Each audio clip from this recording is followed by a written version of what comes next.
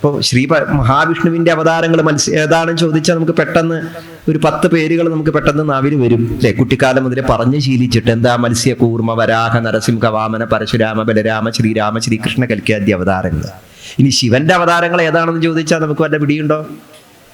അത് പിടി ഉണ്ടാവണമെങ്കിൽ ശിവപുരാണം കേൾക്കണം. 24,000 ശ്ലോകങ്ങളുള്ള ശിവപുരാണത്തിൽ കോടിരുദ്ര സംഹിത, ശതരുദ്ര സംഹിത, വിദ്യേശ്വര സംഹിത ഇങ്ങനെയുള്ള സംഹിതകളിലൂടെ 10,000-കണക്കിന് ലക്ഷക്കണക്കിന് അവതാരങ്ങളെ കുറിച്ചാണ് ശിവപുരാണം വർണ്ണിക്കുന്നത്. കോടിലിംഗ ഐതിഹ്യങ്ങൾ പറയുന്നുണ്ട്. അത്രയധികം അവതാരങ്ങൾ ഭാരതത്തിൽ മുഴുവൻ ഉണ്ടായിട്ടുള്ള ശിവന്റെ അവതാരങ്ങൾ, ഭഗവതിയുടെ അവതാരങ്ങൾ, അതിനെക്കുറിച്ച് വ്യക്തമാക്കുന്നതാണ് ദേവീ ഭാഗവതം. മാർക്കണ്ഡേയ പുരാണത്തിൽ ഭദ്രകാളി കൽപ്പം എന്ന് പറയുന്ന വളരെ പ്രധാനപ്പെട്ടതായ ഒരു ഭാഗമുണ്ട്. ആ ഭദ്രകാളി കൽപ്പത്തിലെ കഥകളാണ് നമ്മൾ കേരളത്തിലെ അതിപുരാതന കാലം മുതലേ നമുക്ക് പല ക്ഷേത്രങ്ങളിലും ഉത്സവാഘോഷങ്ങളായിട്ട് ഭദ്രകാളിയും ദാരികനും തമ്മിലുള്ളതായി യുദ്ധത്തിന്റെ അനുഷ്ഠാനങ്ങളായി വർണ്ണിച്ചിരിക്കുന്നത് ഈ മാർക്കണ്ഡേയ പുരാണത്തിലെ കഥകളാണ്. ദേവീ ഭാഗവതത്തിൽ തുടക്കത്തിൽ തന്നെ നമ്മൾ ഭഗവതിയുടെ രൂപമായി കാണുന്നു. ഏത് രൂപത്തിലാ ഭഗവതിയെ കാണുന്നതെന്നറിയോ? അതിന് ആ രംഗമൊന്ന് ഞാൻ വർണ്ണിക്കാം. പ്രപഞ്ചമൊന്നും ഉണ്ടായിട്ടില്ല. നമ്മൾ ഈ പറഞ്ഞ ഈ പ്രകൃതി, ഈ ഭാവങ്ങൾ, ആകാശം, ഭൂമി, അങ്ങനെ ഒന്നുമില്ല. എല്ലാം ഒരു സൂക്ഷ്മമായ അവസ്ഥ, അവ്യക്തം എന്നാണ് അതിനെ വിളിക്കുക.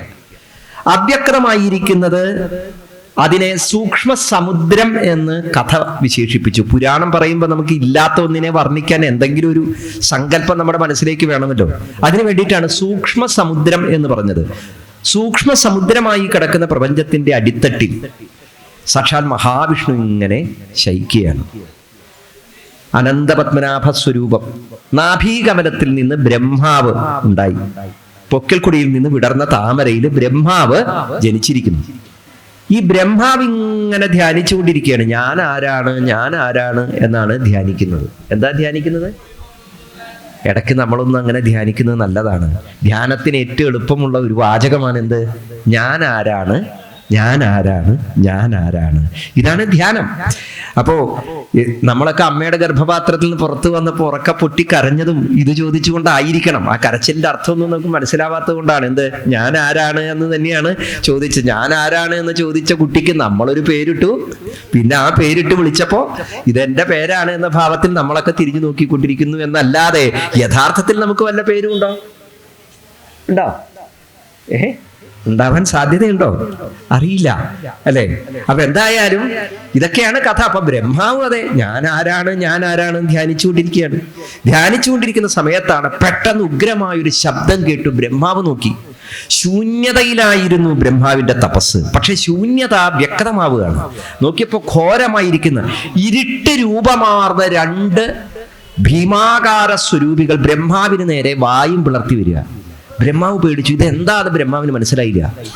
ബ്രഹ്മാവ് വേഗം ആ താമരയുടെ തണ്ടിലൂടെ ഊർന്നൂർന്നൂർന്ന് താഴേക്കിറങ്ങി നോക്കിക്കഴിഞ്ഞപ്പോൾ അവിടെ സാക്ഷാൽ മഹാവിഷ്ണുവിനെ കണ്ടു.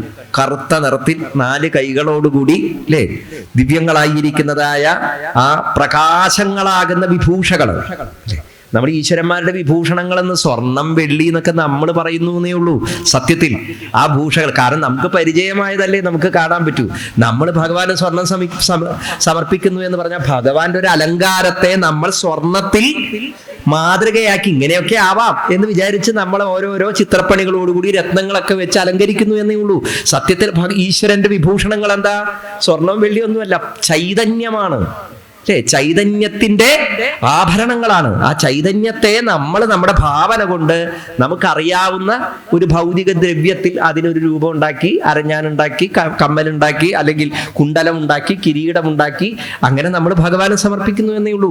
ഈ ഭൂമിയിൽ വെച്ച് ഏറ്റവും വിശിഷ്ടമായ ഒരു വസ്തുക്കളെ കൊണ്ട് നമ്മൾ ഈശ്വരനുള്ളത് സമർപ്പിക്കുന്നു. അതിനാണ് നമ്മൾ സ്വർണ്ണവും വെള്ളിയൊക്കെ തിരഞ്ഞെടുക്കുന്നത്. അപ്പൊ ചൈതന്യ സ്വരൂപത്തിൽ കിടക്കുന്നതായ മഹാവിഷ്ണുവിന്റെ അരികത്തേക്ക് ബ്രഹ്മാവ് ഭയന്ന് വിറച്ച് വന്ന സമയത്ത് നോക്കിയപ്പോ ബ്രഹ്മാവിന്റെ പിന്നാലെ വായും പിളർത്തി 2 പേര് വരുന്നുണ്ട്. അപ്പൊ മഹാവിഷ്ണു പറഞ്ഞു, മഹാവിഷ്ണു ഇങ്ങനെ ഉറങ്ങുകയാണ്, യോഗനിദ്രയിലാണ്. അപ്പൊ ബ്രഹ്മാവ് എത്ര ഉണർത്താൻ ശ്രമിച്ചിട്ടും മഹാവിഷ്ണു ഉണരുന്നില്ല. അങ്ങനെ ഇരിക്കുമ്പോ ബ്രഹ്മാവ് ഒന്ന് ധ്യാനിച്ചപ്പോ മനസ്സിലായി ഉറക്കത്തിന്റെ കാരണം ആരാണ്? ഉറക്കത്തിൻ്റെ കാരണം? നിങ്ങൾ ഉറങ്ങാറുണ്ടോ? ഉറങ്ങാറുണ്ടോ? ഞാൻ പറഞ്ഞു, ഒരു പ്രഭാഷണം കേൾക്കാനുള്ള ഗൗരവത്തിലൊന്നും എൻ്റെ മുമ്പിൽ ഇരിക്കരുത് നിങ്ങൾ. കാരണം അത്രയ്ക്കൊന്നും ഗൗരവം ഞാൻ പറയുന്ന കാര്യങ്ങൾക്ക് നിങ്ങൾ കൊടുത്തു കഴിഞ്ഞാൽ നിങ്ങൾക്കൊന്നും മനസ്സിലാവില്ല, എനിക്കും ഒന്നും മനസ്സിലാവില്ല. ഞാൻ എനിക്ക് മനസ്സിലാവാൻ വേണ്ടിയിട്ടാണ് നിങ്ങളോട് പറയുന്നത്. അല്ലേ? ഉറങ്ങാറില്ലേ? എങ്ങനെയാ ഉറങ്ങുന്നത്? എന്താ കാരണം? ഈ പ്രപഞ്ചത്തിലെല്ലാം ഉറങ്ങാറുണ്ട്. ഉറങ്ങാത്ത ഒന്നുമില്ല. ഉണ്ടോ?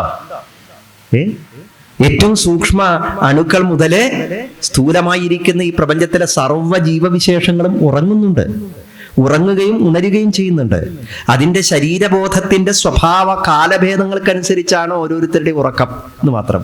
പൂച്ചയാണെങ്കിൽ ഇടയ്ക്കിടയ്ക്ക് ഉറങ്ങും. നായയാണെങ്കിൽ ഉറങ്ങിയാലും ചെവി വട്ടം പിടിച്ച് ഉണർന്നിരിക്കും ഉള്ളുകൊണ്ട്. അല്ലേ? കാക്കയും പൂച്ചയും മൈനയും അല്ലേ, ഈ കാണുന്ന വൃക്ഷലതാദികളും ഒക്കെ ഉറങ്ങുന്നുണ്ട്. നമ്മളും ഉറങ്ങുന്നുണ്ട്. എന്താ അതിന്റെ കാരണം? അല്ലേ? ഇവിടെയാണ് പ്രപഞ്ചത്തിന്റെ കാരണത്തെക്കുറിച്ചുള്ള ചിന്ത എന്ന് പറയുന്നത് നമ്മുടെ കാരണത്തെക്കുറിച്ചുള്ള ചിന്തയാണ്. പ്രപഞ്ചം എങ്ങനെ ഉണ്ടായി എന്ന് ചോദിച്ച് അതിൻ്റെ പിന്നാലെ പോകുന്നതിന് മുമ്പ് നമ്മൾ എന്താണ് എന്നും നാം അനുഭവിച്ചുകൊണ്ടിരിക്കുന്നത് എന്താണ് എന്നും സ്വയം ചിന്തിക്കാനുള്ള ഒരു പരിശീലനം നമുക്ക് ആദ്യമേ തന്നെ പകർന്നു തരിക. അതാണ് ദേവി ഭാഗവതത്തിലെ ആദ്യത്തെ കഥ. അപ്പൊ ഈശ്വര സങ്കല്പത്തിന്റെ, മാതൃഭാവത്തിന്റെ ഈ പ്രപഞ്ചത്തിനെ മുഴുവനും നിദ്രയിലേക്ക് നയിക്കുന്നതായ ആ ശക്തിയെ ബ്രഹ്മാവ് എങ്ങനെയാ സ്തുതിച്ചത്? നമ്മളെ ആദ്യമായി ഉറക്കിയതാരാ? ആരാ? ഒരു താരാട്ട് പാടി നമ്മളെ ഉറക്കി. അല്ലേ? അങ്ങനെ ഉറക്കിയതായ ആ മാതൃഭാവമായി ആദ്യമേ തന്നെ ഉറക്കത്തെ സ്തുതിക്കുകയാണ് ദേവി ഭാഗവതം.